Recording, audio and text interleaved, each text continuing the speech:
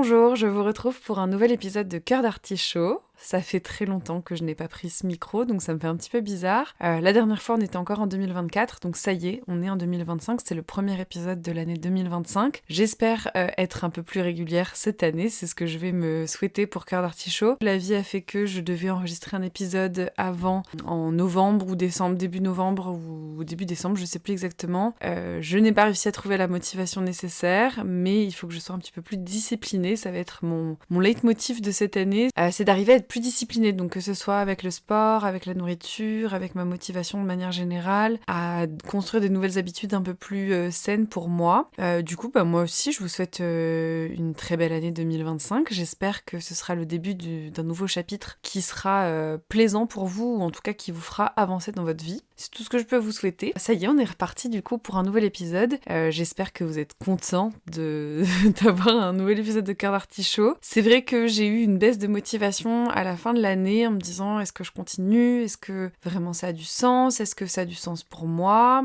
Et la réponse est oui. Puisque je réenregistre un épisode aujourd'hui, c'est que j'avais envie de le faire et que ce projet me tient vraiment à cœur, donc j'avais envie de le continuer. Et aujourd'hui, j'avais envie de vous parler de comment on peut modifier un petit peu ses croyances vis-à-vis de l'amour, vis-à-vis des relations amoureuses surtout aussi, mais des relations tout court, et de développer des nouvelles croyances qui sont en dehors de notre schéma de pensée habituel. Donc comment on peut sortir de nos schémas répétitifs, parce que j'en ai déjà beaucoup parlé, et en ce moment avec ce que j'expérimente, parce que vous le savez, avec Cœur d'Artichaut, je vous parle essentiellement de sujets soit que j'ai expérimentés, soit que je traverse, soit des sujets qui me tiennent à cœur, et en ce moment, comme je vous l'avais dit déjà dans le dernier épisode, donc il y a eu un petit peu de temps qui s'est passé depuis, j'ai tout début d'une nouvelle relation. Cette relation qui est en train d'évoluer forcément, et c'est une relation qui est pour le moment à distance, et du coup aujourd'hui j'avais envie de vous parler de comment on peut construire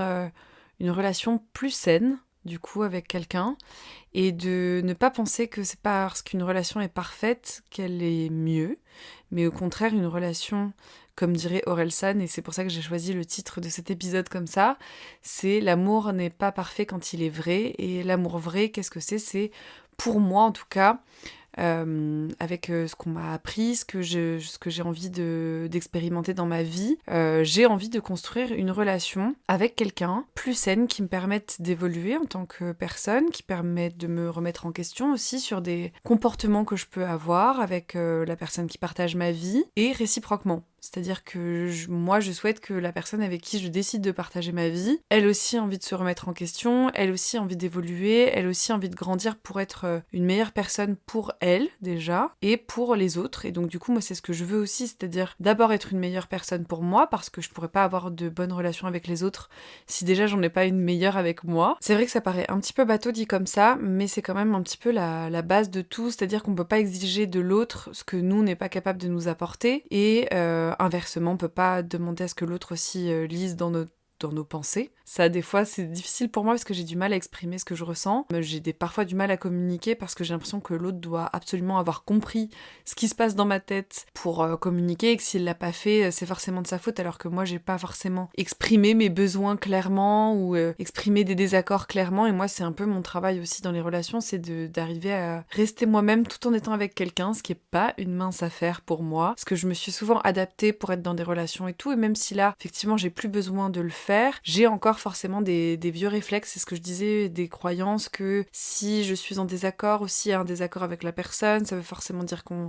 va se séparer, que la personne ne m'aimera plus, alors que c'est pas forcément le cas. Au contraire, c'est sain d'avoir des désaccords, c'est sain de pouvoir les exprimer surtout, et c'est sain aussi de pouvoir en discuter. Et c'est ça que je suis en train d'expérimenter en ce moment, c'est que effectivement ça se passe très bien, parce que on a des attentes communes, parce qu'on est en train d'évoluer ensemble, et qu'on est confronté à des situations qui nous permettent de nous remettre en question assez fréquemment, en tout cas de tester un petit peu et notre lien, et comment ça évolue, et que ce soit avec les autres, entre nous, comment on peut avancer ensemble et trouver des solutions, des compromis, pas nécessairement, de se rendre compte que, je ne sais pas où je vais avec cette phrase, voilà, de se rendre compte, si en fait je savais très bien bien où j'allais avec cette phrase, de se rendre compte qu'en fait que quand on veut, on peut, et que quand on arrive à vouloir une relation avec quelqu'un et que c'est réciproque, eh bien en fait tout est possible. C'est-à-dire que en fait ça dépend toujours de ce que tu veux dans ta vie et du choix que tu décides de faire. Et si tu fais le choix d'être avec une personne en ayant conscience de ses qualités mais aussi de ses défauts et de ce qu'il y a à améliorer pour que la relation se passe pour le mieux, eh ben j'ai envie de te dire ça pourra qu'aller bien. Parce que même s'il y aura des moments où ça va moins bien, même s'il y a des conflits, eh ben vous savez que vous pouvez les gérer ensemble parce que vous le faites dans l'intérêt de vouloir évoluer ensemble. Pas de descendre l'un ou l'autre, pas de vouloir avoir l'ascendant sur l'autre, mais au contraire d'être plus une équipe, d'être une team, parce que je trouve que c'est à ça aussi que servent les relations, c'est que ce soit amoureuse ou non. En gros, oui, les relations pour moi c'est des miroirs et encore plus ton ou ta partenaire de vie te permet de te rendre compte soit des bonnes choses que tu as en toi, des bons côtés que tu peux avoir, mais aussi et surtout de certains défauts qu'on peut avoir, de certains points à améliorer qu'on peut avoir et que des fois c'est plus facile de les voir chez les autres que chez soi-même. C'est même souvent le cas, c'est souvent beaucoup plus facile de voir chez les autres que chez soi les choses qu'on a améliorées. Pas la meilleure version de nous-mêmes, j'aime pas trop ce terme, mais en tout cas de se développer pour être des meilleurs humains, ça j'y crois très fort. Ce que j'aime dans la relation que j'ai actuellement, c'est qu'on peut vraiment se parler de tout, on peut se parler librement, on a vraiment une communication, même quand on est sur des moments où on peut être en désaccord et tout, il n'y aura jamais une rupture totale de la communication. On va réussir à se dire, soit de prendre du recul, soit d'arriver à se dire qu'à ce moment-là, on n'arrive pas à discuter et que donc on en discutera plus tard, pour avoir une meilleure communication entre nous et essayer de se dire l'un et l'autre ce qu'on ressent, comment on se sent à ce moment-là, et d'exprimer de plus en plus nos émotions. Et j'ai vraiment envie et le souhait que on puisse normaliser le fait de dire que ça va pas, normaliser le fait de dire quand on n'est pas d'accord dans tout type de relation, parce que des fois, surtout là en plus il y a eu les fêtes, etc., c'est difficile, je sais, dans beaucoup de familles d'exprimer des désaccords, surtout sur des sujets assez touchy, comme on va dire. Non mais sur des sujets un peu...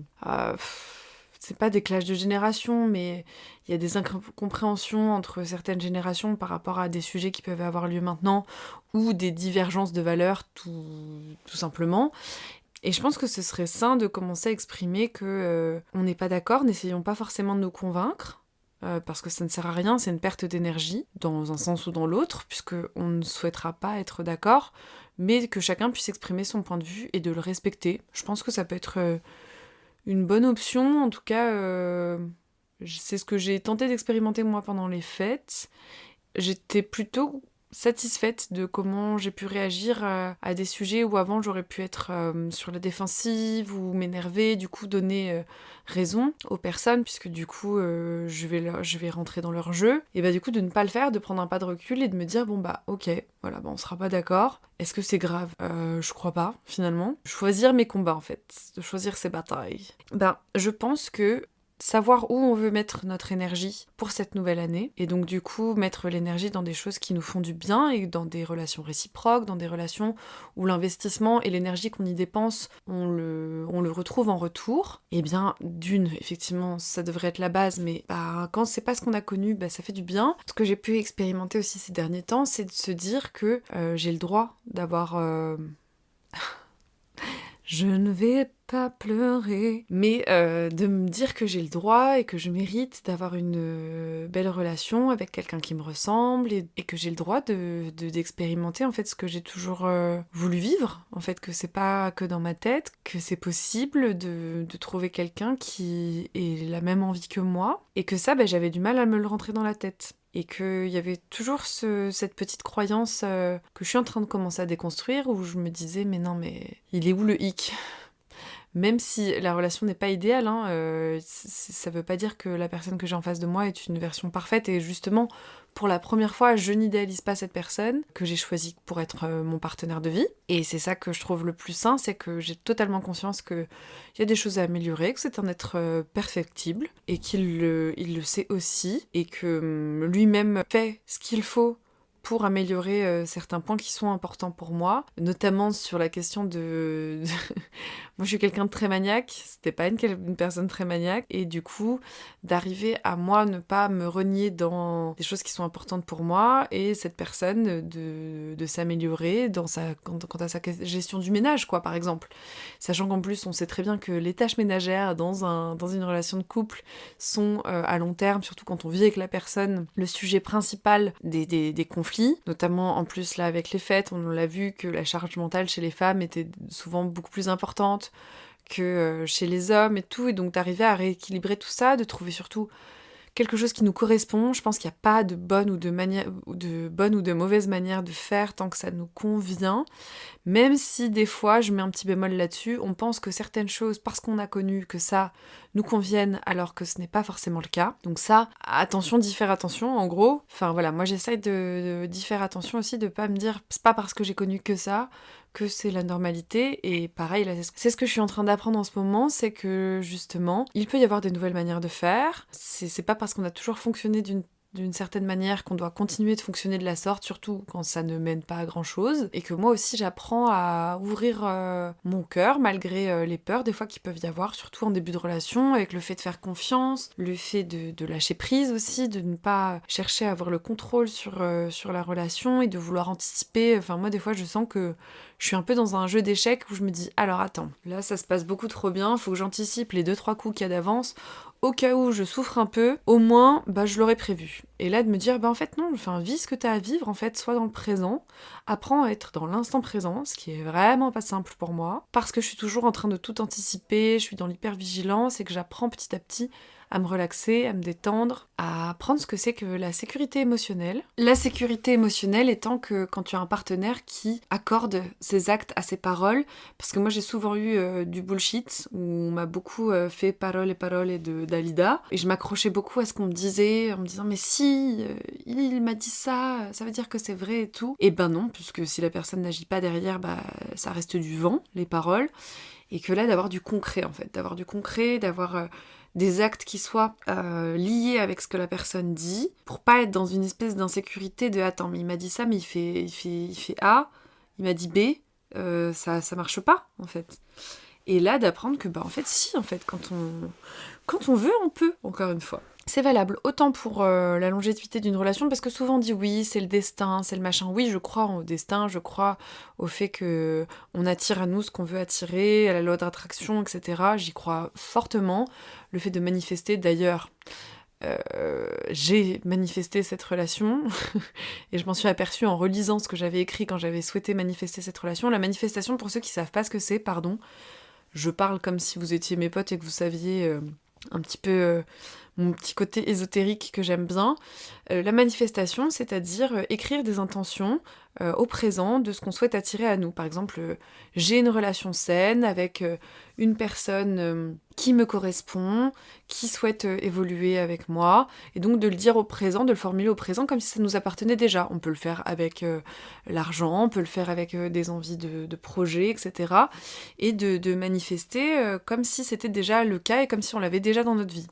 Alors vous y croyez, vous n'y croyez pas, ça vous regarde. Moi j'ai décidé d'y croire et la vie m'a montré que ça fonctionne sur certains aspects. Et que donc, je dis quand on veut, on peut, c'est-à-dire que oui, on peut attirer à nous la relation qu'on souhaite, mais si on fait rien pour la faire grandir, pour la maintenir, pour la chérir, un peu comme une plante, ce que j'avais déjà dit dans un précédent épisode, c'est que tout est une question de comment on va y mettre de l'attention, que l'herbe paraît toujours plus verte ailleurs, mais si on ne s'occupe pas de sa pelouse, forcément l'herbe paraîtra beaucoup plus verte ailleurs. Voilà, putain,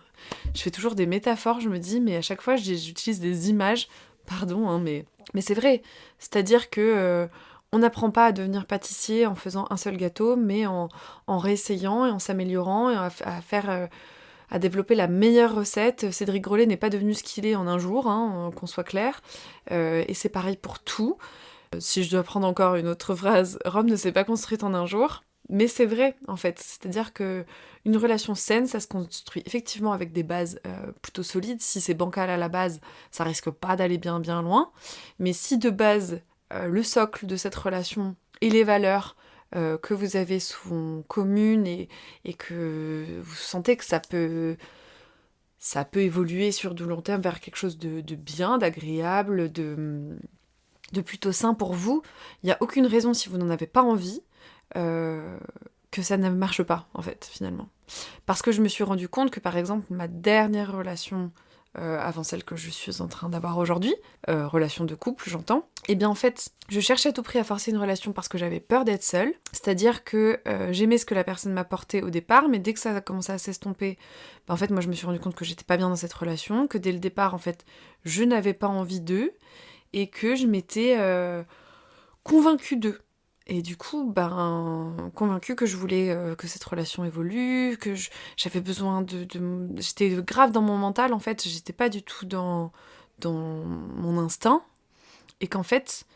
quand on dit oui, on le sait, quand ça va et tout, quand c'est la bonne personne et tout, machin. Je pense que c'est un peu vrai quand même, parce que tu le ressens, en fait, physiquement. Que tes instincts te montrent que physiquement ça va, ou qu'en tout cas d'écouter son corps pour savoir si oui ou non on se sent, comment on se sent quand on est avec cette personne, comment est-ce qu'on a envie de dormir, est-ce qu'on se sent au contraire avec plus d'énergie, est-ce qu'on se sent bien, est-ce qu'on se sent tranquille, est-ce qu'au contraire on se sent angoissé, est-ce qu'on se sent stressé. Parfois quand on n'est pas bien, notre corps peut nous donner des signaux d'alerte particulier, ce que j'avais dit dans l'épisode de le syndrome de l'infirmière et du sauveur. Quand j'étais vraiment pas bien dans les relations que j'ai eues, j'avais souvent des problèmes. Et ça, c'était le reflet de comment moi je me sentais à l'intérieur. En fait, il y avait des choses qui n'allaient pas, il y avait des choses que je n'arrivais pas à exprimer, et donc du coup, je me sentais pas en sécurité, pas bien, et mon corps me le faisait comprendre, tout simplement. Alors que là, vu que je peux parler, vu que c'est fluide, c'est facile, c'est beaucoup plus agréable, et j'ai pas cette question à me poser. Il y a d'autres insécurités qui sortent. Le fait de potentiellement perdre cette relation, de pas forcément mériter une si chouette relation, et d'apprendre à accueillir l'amour, et de pas... Parce que moi je suis quelqu'un qui aime donner, mais qui a eu plus de mal à recevoir, et là de me dire que je peux donner et recevoir, et que c'est ça en fait, plus la personne me donne, plus j'ai envie de lui donner aussi, et c'est un cercle vertueux quoi. Et que c'est ça dans les relations tout court, c'est que dès qu'on va avoir des personnes qui vont nous inspirer à vouloir faire mieux, et à nous dire aussi quand on n'est pas forcément au top de nous-mêmes, ou nous dire quand on fait des choses qui sont pas ok. Moi je trouve que c'est ça les plus belles preuves d'amour en fait, c'est quand on est capable de se dire bah ouais non en fait là je suis pas ok avec ce que t'as fait, ou ce que t'as fait ça m'a blessé, de pouvoir se dire les choses, parce que si on peut rien se dire, c'est que soit on s'en fout, soit que ça nous touche pas, soit au contraire que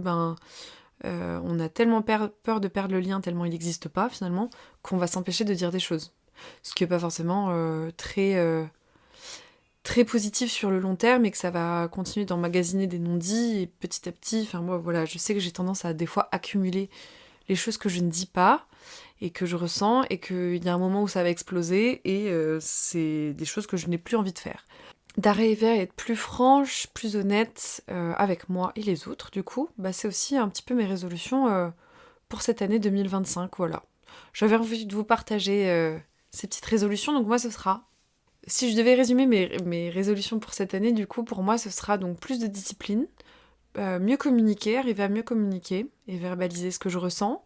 et aussi, du coup, toujours plus d'honnêteté, plus de franchise, plus de vérité, et de ne pas minimiser ni ce que je ressens, pour que les autres se sentent mieux, d'arriver à moi garder mon cap pour être mieux avec les autres. Voilà, j'espère que cet épisode t'aura plu. Si ça t'a plu, n'hésite pas évidemment à le repartager, à noter le podcast sur Spotify, à en parler autour de toi. N'hésite pas à me donner aussi des sujets que tu aurais envie que j'aborde pour les prochains épisodes. Et moi je te dis à bientôt pour un nouvel épisode de Cœur d'Artichaut. Salut!